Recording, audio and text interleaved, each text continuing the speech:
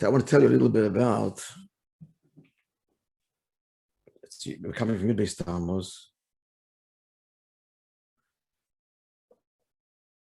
So the story of Berel Baumgarten, I'm trying to find out, but MS, get it straight, because there's various versions of it. I asked my Mechutin last night, Mullah Kaplan, he didn't know. But I just want to show you a picture of him. Berel Baumgarten was from the first shluchim of the Rebbe. He went out to Buenos Aires in the late 50s. He died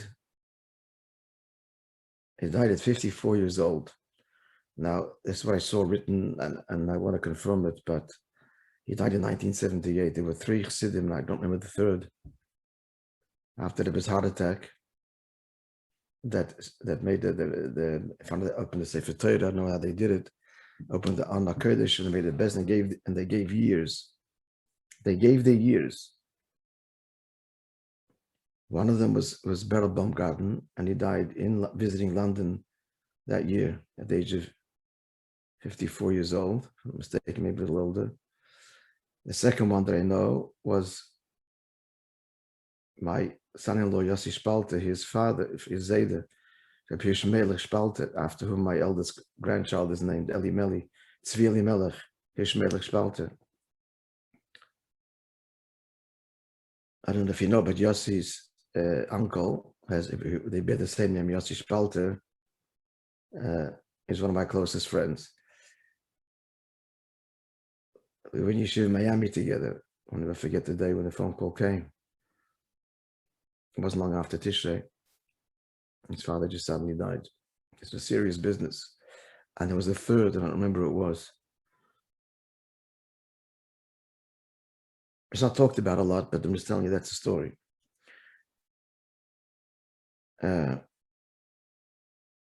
So this Berel Baumgarten, I want to show you a picture of him.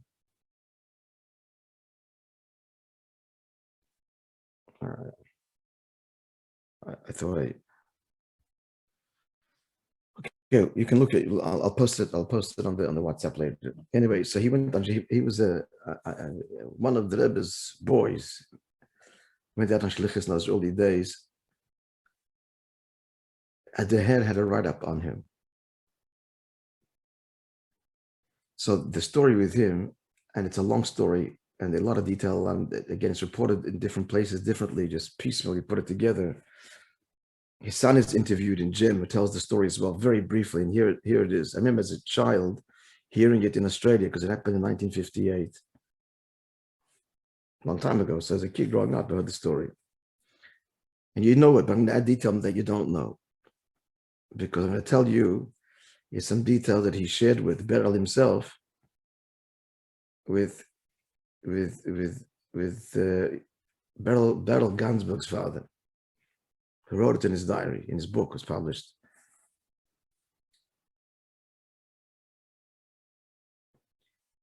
So here's the story. So the Rebbe told him, so he was in Buenos Aires. I'm not sure if he actually settled there, was going back and forth. I don't know if he moved yet at this point yet. But at any rate, part of the shlichus was not just in Buenos Aires, but to go to Brazil and to visit the Jewish cowboys. There's a name for it in Spanish.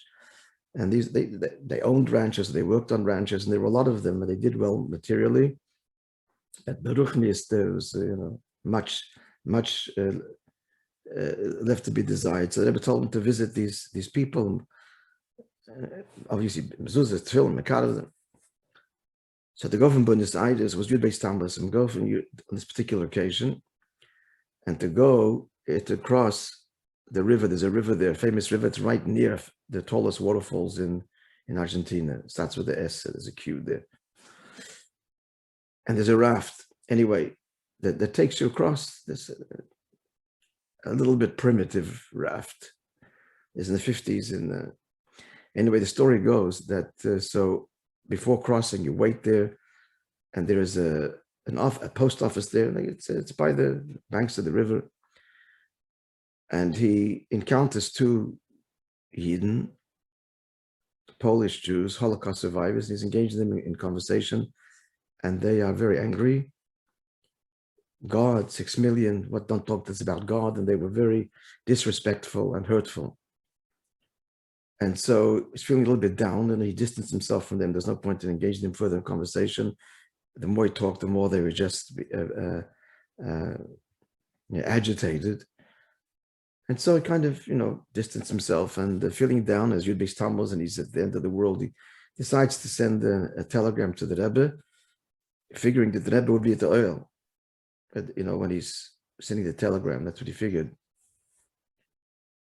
And he sends the telegram, the Rebbe should remember me. Please have me in mind, Yud stumbles. He had a very unique relationship. I mean, a chassid. His letters are published, and you can see the avodah and the guidance that he got. He's one of the greats. One of the greats. American-born boy. Anyway, so now the story, again, it comes from different sources. It seems that when you cross on the ferry, there's a place where people congregate. You park your car and you congregate. But he didn't want to congregate, and it wasn't a very big area. I wanted to avoid these people because it was just creating further animosity. He didn't want to bring this out in them either. And you can imagine, was very uncomfortable. Just again, soon after the war, they were very angry, lost family. So he decided to stay in his car.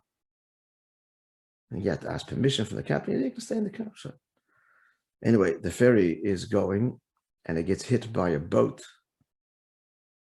another boat, and Berel Baumgarten's car just slides off the ferry into the water. So he related as follows. First of all, the man can't swim. The car is going down, but the windows are closed. There's air. Meanwhile,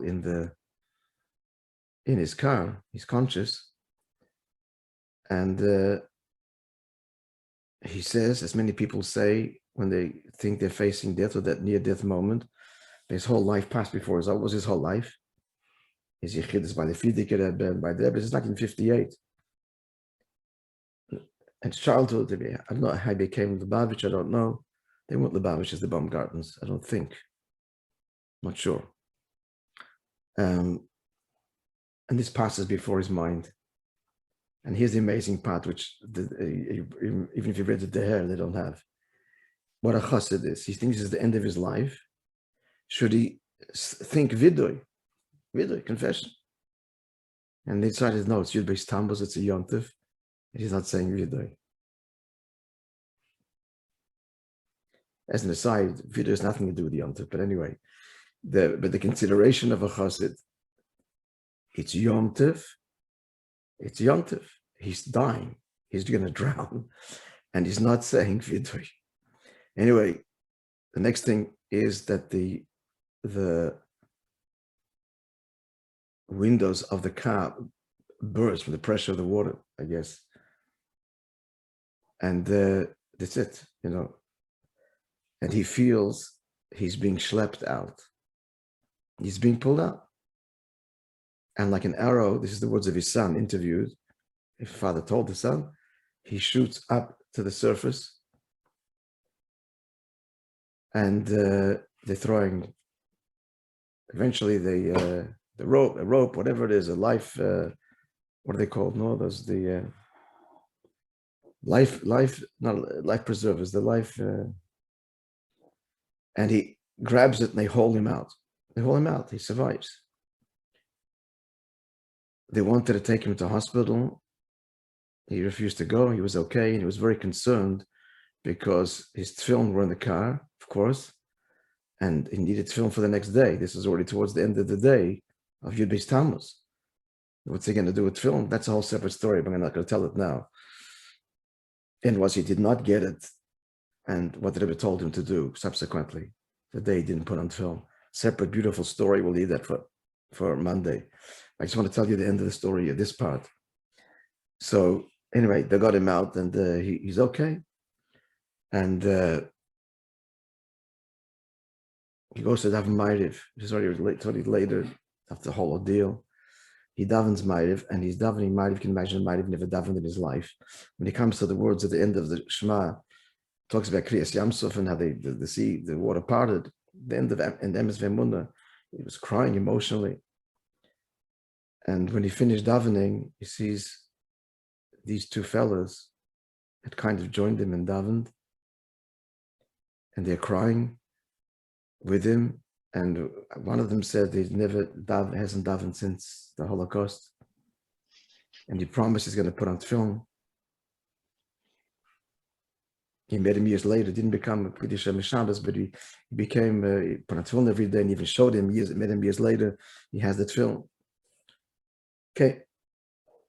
He finds out later, Berel Baumgarten, in fact, he came back to New York a year later.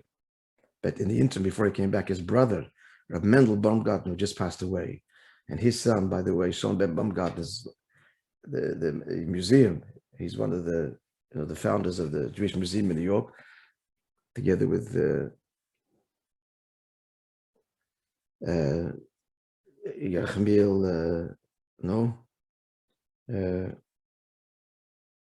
Benjaminson. So his brother, Dr. Mendel, this is the brother of Berel Baumgarten, who just passed away. An iconic figure in Crown Heights, an unbelievable person, family. So his brother tells him, and you can hear this on the tape, my friends. He says that the Fabrengen, Yud Tammuz, you meet 3 months in the Gunim, all of a sudden the Rebbe says, where's Berel Baumgarten? Where's Berel Baumgarten? No, you sent him to Buenos Aires. The Rebbe knows where he is. But he didn't wait for an answer. He turned to me, your brother, me, Mendel. He says, Zog l'chaim fam bruder, say l'chaim for your brother. And it makes like this, a full cup. So they figured out that this happened by the Fabrengen just when he was going down, when his car rolled off the ferry into the water. And the final thing is, when he walked into Yechidus, he'd come to a year later. He came a year later. Yud Beis Tammuz. The first thing he walks up, he smiles and says to him, Lord, did I think of you? Because he sent a telegram, please think of me. Yud Beis Tammuz. Did I think of you? The famous story of Berel Baumgarten. Okay. Yidden have a wonderful day.